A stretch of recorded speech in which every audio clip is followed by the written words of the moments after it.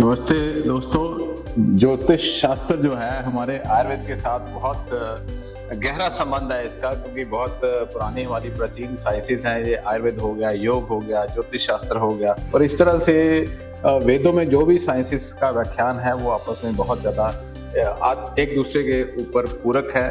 तो ज्योतिष शास्त्र में बताया जाता है कि आपको ये राशि है और इसके लिए ये नग है, मूंगा का वर्णन है, और रूबी का, और ये जो माणिक्य का, और ये शुक्र के लिए हीरे का।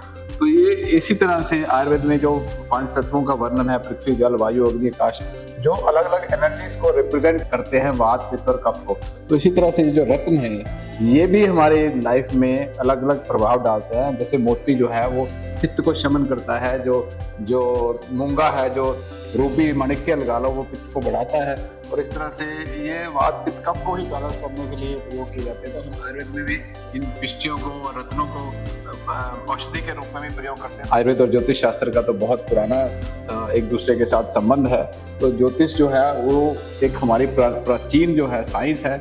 इस पे कुछ लोग विश्वास नहीं करते। हमारे कर्मों से ही सब कुछ होता है। ठीक है, कर्मों से तो होता ही है, परंतु एक आपने देखा होगा बहुत सारे लोग बहुत मेहनत करते हैं, परंतु उनका जो भाग्य है तो वो उनका अगर साथ ना दे तो कुछ ना कुछ गड़बड़ हो जाती है। तो भाग्य का होना भी बहुत जरूरी है, और कर्मों का तो है ही है। कर्म नहीं करेंगे, मेहनत नहीं करेंगे तो कुछ हासिल होगा ही नहीं।